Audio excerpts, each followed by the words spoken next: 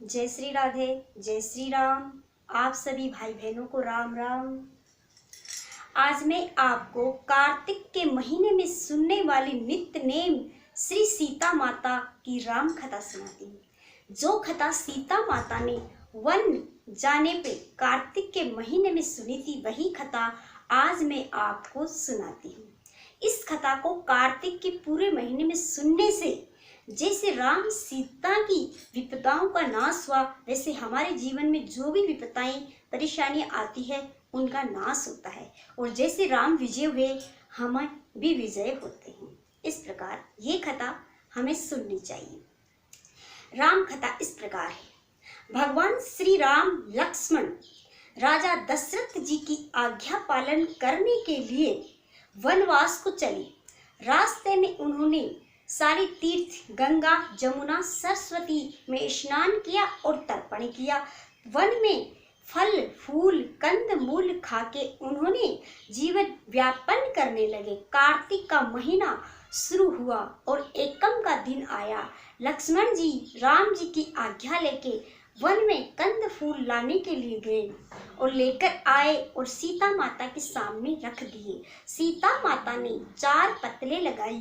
तब लक्ष्मण जी बोले, हे माता जी, ये 4 पतले आपने किस लिए लगाई है? तब सीता जी बोली, एक आपके भाई राम जी के लिए, एक लक्ष्मण भैया के लिए, एक गौ माता के लिए और एक आपकी माता सीता जी के लिए 4 पतले हैं।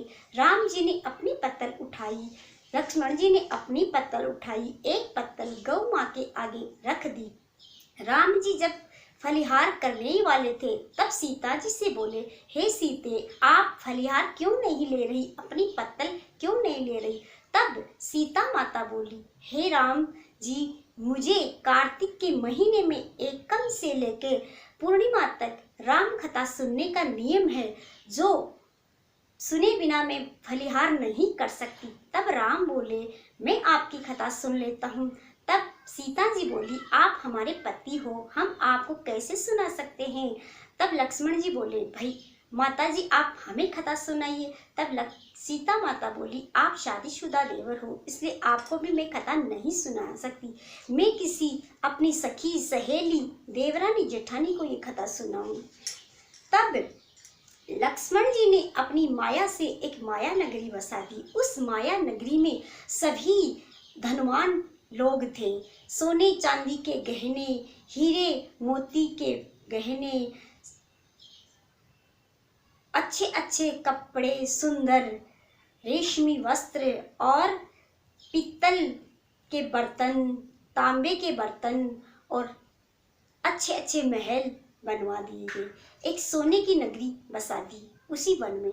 वहाँ पे लक्ष्मण जी ने कहा, मैया आप पनघट पर जाकर बैठ जाइए और जो भी पनिहारियाँ आएंगी उनसे कहना कि मेरी राम कथा सुन लो, आपकी कोई न कोई कथा अवश्य सुन लेगी। उस नगरी के लोग इतने अभिमानी थे क्योंकि वे सोने चांदी से पूर्ण थे और माया से बसाई हुई माया नगरी थे, इसलिए वह सब माया के वशीभूत थे। सीता जी कुएं पर आकर बैठ गई। वहां पनिहारा पानी भरने के लिए आती और मटका, झालर और ईंधनी तीनों सोने की थी। सीता जी कुएं पर बैठी औरतों से राम राम कहती। घर पर किसी औरत ने राम राम का उनको जवाब नहीं दिया क्योंकि वे तो सभी गर्व में डूबी हुई थी। थोड़ी देर में एक डाबड़ी आई और सीता जी ने उसे भी राम राम बोली। वह कुछ नहीं बोली। तब सीता जी बोली, आप हमारी राम कथा सुन लो। डाबड़ी बोली, आपकी राम कथा मैं नहीं सुनती, मैं तो अपने घर का जा रही हूँ। सीता जी बोली, मेरे राम लक्ष्मण भूखे बैठे हैं। डाबड़ी बोली, मैं राम लक्ष्मण मैं तो घर जाती हूँ, मुझे तो मेरी माँ बुला रही है। इतना कहकर डाबड़ी अपने घर को चली गई। सीता जी को क्रोध आया और पूरे सोने की नगरी पीतल की हो गई। सोने चांदी के गहने, मटका, ईंधनी सब खोटा हो गया और उसके कपड़े भी फटे पुराने हो गए। मैं जो पहनी हुई थी वह डाबड़ी अपने घर गई तो उसे पता चला।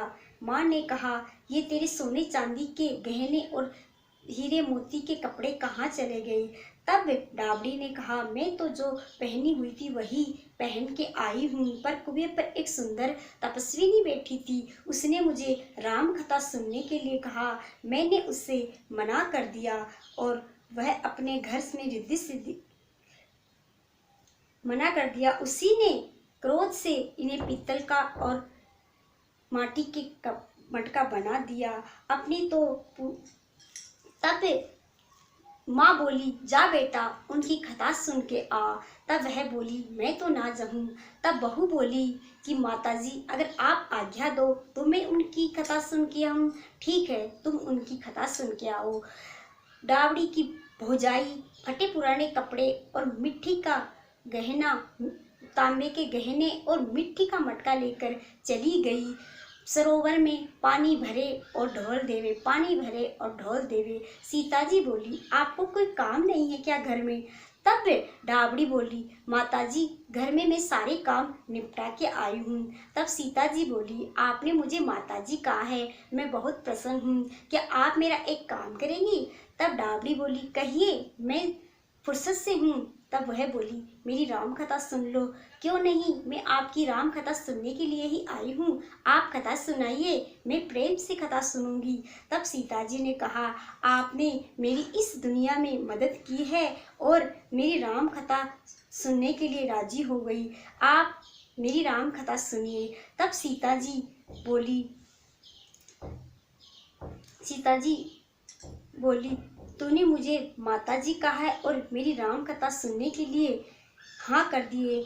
बहू बोली, माताजी आप राम कथा सुनाओ, आपकी राम कथा सुनकर ही मैं घर जाऊंगी। चंदन चौकी, मोतियों का हार, राम कथा हमारे गले का हार।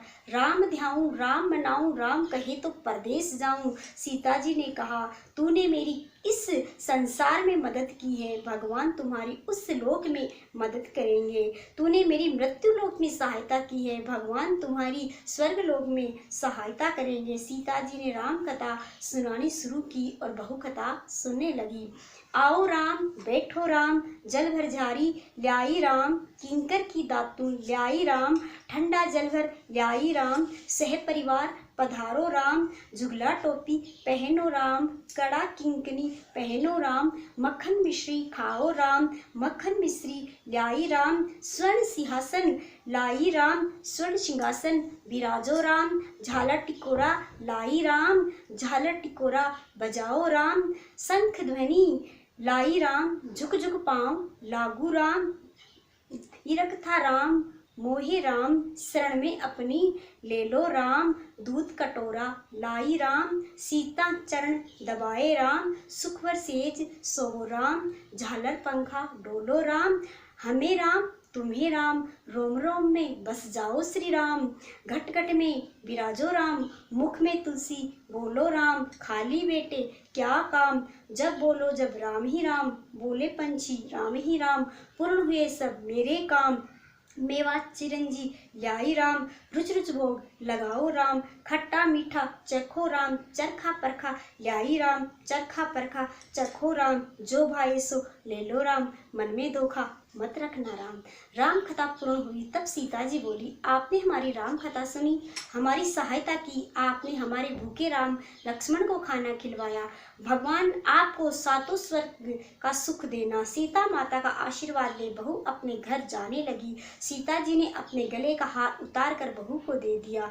बहू अपने घर सासू जी को बोली कि मेरा मटका सिर से उतारो। सासू जी बोली, ए बेटी, हीरा पन्ना का गहना, कपड़ा और मटका, सिर का झालर, इनने हीरा से झिलमिला रही है, ये सभी चीजें तू कहाँ से लाई।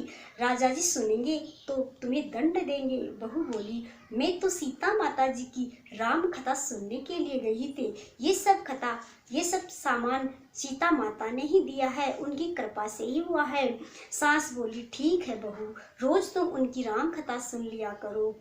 बहू रोज सीता जी के पास राम कथा सुनने जाने लगी। सुनते सुनते डाबड़ी को 1 वर्ष बीत गया। तब बहू ने कहा, माताजी कहानी का उद्यापन बताओ। माताजी बोली, 7 लड्डू, 1 नारियल लेना और फिर उनका 7 भाग करना, एक भाग में मंदिर को चढ़ाना, मंदिर बनाने जितना फल मिलेगा, एक भाग तालाब में चढ़ाना, तालाब खुदवाने जितना धर्म होगा, एक भाग भागवत पर चढ़ाना, भागवत सुनने का फल मिलेगा, एक भाग तुलसी पे चढ़ाना, तुलसी की शादी कराने जितना फल मिलेगा, एक भाग कंवारी कन्या को देना, कन्यादान करने का फल मिलेगा, एक भाग ब्राह्मण को देना, ब्राह्मण को भोजन कराने का फल मिलेगा, और एक भाग सूर्य भगवान को अर्घ्य देना, और 33 करोड़ देवी देवताओं को भोग लगने का फल मिलेगा। बहू जल्दी जल्दी से घर गई, 7 लड्डू और एक नारियल लाई, उसके 7 बराबर भाग किए, एक भाग मंदिर में, एक भाग तालाब में, एक भाग भागवत में, एक तुलसी पर, एक कन्या को, एक ब्राह्मण को, एक सूर्य भगवान को चढ़ाया। सूर्य भगवान को चढ़ाने से 33 करोड़ देवी देवता प्रसन्न हो गए और भोग ले लिया। अब बहू फिर सीता जी के पास आई और बोली, हे माता जी, मैंने सबों का उद्यापन कर दिया है। सीता जी बोली, अच्छा बहू, अब बैठ जाओ, 7 दिनों के बाद वैकुंठ धाम से विमान आएगा। सो 7 दिनों के बाद वैकुंठ धाम से विमान रिम झिम करता आया। बहू बोली, सासू जी विमान आया है, आप भी चलो। सासू जी बोली, ए बहू, मैं अकेली कैसे चलूं? अपने ससुर जी को ले लो, अपने माता पिता को ले लो, भाई बंधु कुटुंब कबीले को ले लो, अड़ोसी पड़ोसी को ले लो। बहू ने सबको विमान पर बैठा लिया। विमान फिर भी खाली रहा। इतने में ननद आई और बोली, भाभी जी, मुझे भी विमान पर बैठा लो। माताजी ने देखा विमान में जगह ही नहीं है। बहू सीता जी को बोली, माताजी, हमारी ननद रानी को भी बैठाओ। सीता जी बोली, आपकी ननद तो घमंड में भरी हुई है, हमारा विमान कच्चे धागे का है, ये टूट जाएगा। ननद बोली, भाभी जी, मैं यहाँ अकेली रहूंगी तो मुझे सांप बिच्छू खा जाएंगे। भाभी जी बोली, आपकी करनी आप ही भोगो, हम अपनी करनी से सीता माता के साथ जा रहे हैं। इतने में बहू अपने पतिदेव के साथ विमान पर विराजमान हो गई। ये देखकर नगर के सभी लोग इकट्ठे हो गए और पूछने लगे, बहू, आपने ऐसा कौन सा धर्म का कार्य किया है जो सीता माता के साथ विमान पर बैठकर वैकुंठ धाम को जा रही है? आपने रामायण का पाठ किया या सीता गीता जी का पाठ किया या कोई अखंड पुण्य किया जिससे कि स्वर्ग विमान से आया है? बहू बोली, मैंने तो केवल सीता माता की राम कथा सुनी है, उसका उद्यापन किया है। नगरी के लोग कहने लगे, बहू, हमें भी राम कथा सुनाओ। बहू ने सबको राम कथा सुनाई। कथा संपूर्ण होते ही पूरी नगरी सोने की हो गई। बहू बोली, जो कोई राम कथा की 108 पुस्तकें बांटेगा उसको भी उतना ही फल मिलेगा जितना बहू को मिला। सभी नगरवासियों ने राम कथा सुनी और राम जी की जय जयकार और सीता जी की जय जयकार बोलने लगे। सीता जी विमान पर बैठकर स्वर्ग लोक को चल पड़ी। स्वर्ग के 7 द्वार अपने आप खुल गए। प्रथम द्वार पर नाग देवता सामने आए। 7 द्वार पर करने के बाद विमान स्वर्ग के नीचे उतरा। 33 करोड़ देवी देवताओं बहू से पूछने लगे, तूने ऐसा कौन सा पुण्य कार्य किया जिससे कि स्वर्ग के 7 द्वार पार करके सीधी स्वर्ग में आई? तब बहू बोली, मैंने तो सीता माता की राम कथा सुनी है, उसका उद्यापन किया है। 33 करोड़ देवी देवता बोले, हमें भी राम कथा सुनाओ। बहू ने सबको राम कथा सुनाई। बहू ने कहा, राम ध्याऊं, राम मनाऊं, राम कहे तो परदेश जाऊं। सभी देवी देवता ने सीता माता की जय जयकार करने लगे। आप सब भी मिलकर जय सिया राम, जय सिया राम। तो ये थी श्री रामचंद्र जी की वह कथा जो सीता माता ने वन के दौरान सुनी थी, और वन में भगवान लक्ष्मण जी ने जो नगरी बसाई थी उन नगरवासियों को सुना के उनके सारे पापों का नाश किया था। इसलिए हमें ये कथा सुननी चाहिए जिससे हमारे सारे पापों का नाश हो और हमें विजय प्राप्त। जय श्री कृष्ण, जय श्री राम।